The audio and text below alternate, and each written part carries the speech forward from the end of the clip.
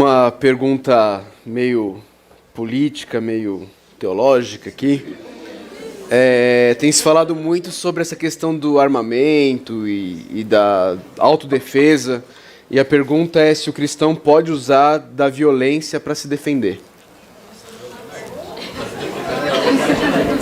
Arma, esse tipo de coisa. Nesse ponto, eu não tenho a menor dificuldade. Eu não ando armado, eu não tenho arma em casa e não ando armado porque eu entendo que no Brasil isso é complicado e tem leis que restringem bastante e tudo mais. Mas se eu morasse nos Estados Unidos, num daqueles estados que permite, eu já estava com a .45 na cintura há muito tempo. E se entrar um cara em casa e eu sentir que a ameaça, minha família está sendo ameaçada, é no meio dos olhos, o primeiro. Assim. Tranquilo. Não tem a menor dificuldade sobre isso. Tem que entender que o mandamento que está lá, o mandamento entre os 10, que foi traduzido não matarás, ele, na verdade, significa não assassinarás. Significa o assassínio premeditado, culposo, em que a pessoa planejou, né? Aliás, doloso, né? Em que a pessoa planejou, executou e por motivos que não há justificativa. Na mesma Bíblia, onde diz isso, que nós não devemos assassinar o nosso próximo, é a mesma Bíblia lá, é a mesma Bíblia que diz que se entrar um ladrão na sua casa à noite e você o matar, você não será culpado, né, do sangue daquele ladrão. Você está agindo em defesa própria. Então, eu não tenho a menor dificuldade com isso. Se for para defender minha família, meus filhos, minha mulher, ou minha própria integridade, havendo risco e eu tendo condições, eu atiro para matar mesmo. Não é na perna, não. Uma coisa que é fato, de fato, nós devemos procurar a paz e somos incentivados à paz. Agora também somos incentivados a defender a pátria, defender o nosso povo, a integridade, a honra. Então, nesse aspecto, eu diria para você também que não vejo nenhuma dificuldade em você se defender. Agora, temos que ter muito cuidado com a mentalidade. Muitas vezes, usar uma arma, você pode se precipitar. Esse é um fato.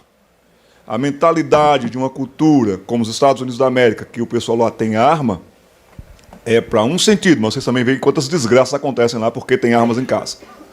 Então, cada vez mais que a mentalidade cristã de grande responsabilidade, porque, por exemplo, gente, ter uma arma é preciso ter grande responsabilidade, mas dirigir também é grande responsabilidade. Nós também temos uma arma com pneus e temos matado muita gente. Então, quando a mentalidade, a capacidade de você entender quando, como agir e usar, é difícil. Por exemplo, eu trabalho muito com crianças, trabalho muito com meninos, meninas e tudo mais. Nunca quero incentivar, eu não tenho meninos, não tive filhos, tive 2 filhas, mas devo ter netos. Mas nunca incentivei nenhum dos meus meninos da igreja a serem os brigões, os arruaceiros, aquelas pessoas que vão começar brigas e confusões na escola, mas também nunca quis que eles voltassem para casa, para a igreja, socados, apanhados e etc. e tal. Então, uma vez eu precisei dizer para o cara, meu filho, se você está com problema, o moleque vem para cima de você, tire com essa e emende com essa.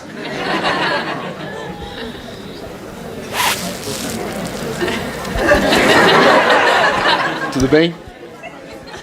Cara, isso no mundo escolar é interessante, né?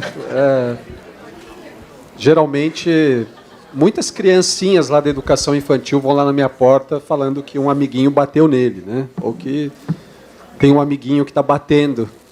E lá no universo escolar a gente tem que falar para eles, então vamos parar por aqui, que se vocês ficarem se batendo, esse negócio não vai ter fim, daqui a pouco vão ser os pais se batendo aqui na porta, né? Então, a violência, a gente tem que lembrar que vai gerar mais violência. O caso que nós estamos falando aqui é da defesa, né? Então, isso é importante ser ressaltado. Violência gera violência, sempre. Desde a educação infantil até... Isso vai longe, né? Agora, na questão da defesa, né? Concordo, sem dúvida nenhuma. Pastor, talvez a sua palavra é muito boa, se permite, Niel. É só esclarecer aquela passagem que Jesus disse para amarmos os nossos inimigos e se alguém nos bater numa face, nós darmos a outra. O contexto ali é defesa, que nós estamos sendo agredidos por causa do Evangelho. Então é diferente. Se alguém chega e diz assim, estou num regime que me procura, me prende e diz, você vai ser morto por causa do nome de Jesus, eu não vou reagir.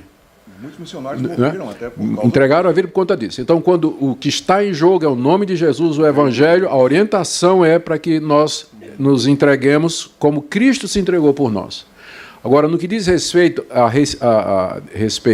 defesa própria da minha família, minha, dos meus filhos, e que não tem nada a ver com o Evangelho nem nada, então eu creio que a gente tem o direito de se defender. Essa é uma pergunta que muita gente faz, não é? Especialmente porque tem um mandamento, um dos 10 mandamentos é não matarás. Só que aquele mandamento significa não assassinarás, ou seja, não tirarás a vida do teu próximo de maneira planejada, de maneira intencional, movido pelo ódio, movido pela vingança, enfim. O que esse mandamento proíbe é o assassínio. Tanto é que no mesmo capítulo, no mesmo livro de Êxodo, onde os 10 mandamentos estão colocados, aparece também referências ao fato de que nós, no caso de um ladrão ser surpreendido entrando numa residência e o proprietário, para se defender, matar aquele ladrão, ele não será culpado do sangue do ladrão. A Confissão de Fé da Igreja Presbiteriana do Brasil prevê, como um dos casos em que matar seria legítimo, exatamente em defesa própria. O fato de que Jesus mandou que nós dessemos a outra face ao inimigo era em caso de agressão por conta de Jesus. Ou seja, se eu, por causa da minha fé, eu sou agredido, então eu não vou responder de maneira violenta, mas eu vou dar a minha face. Em se tratando, porém, de defesa da minha família, dos meus filhos, na minha residência, então eu creio que essa seria uma situação em que o matar não seria considerado, matar para legítima defesa ou em legítima defesa não seria considerado da parte de Deus como um crime ou como um pecado. De qualquer forma, o que nós devemos fazer como cristãos é orar o que Jesus nos ensinou, não nos deixa cair em tentação, ou seja, nos livra de situações como essas. E pedir que Ele, pela sua providência, encaminhe a nossa vida para que jamais tenhamos que fazer isso. Se infelizmente, em legítima defesa, isso vier a acontecer, pelo menos do ponto de vista da Igreja Presbiteriana do Brasil, essa seria uma situação em que matar poderia ser justificado.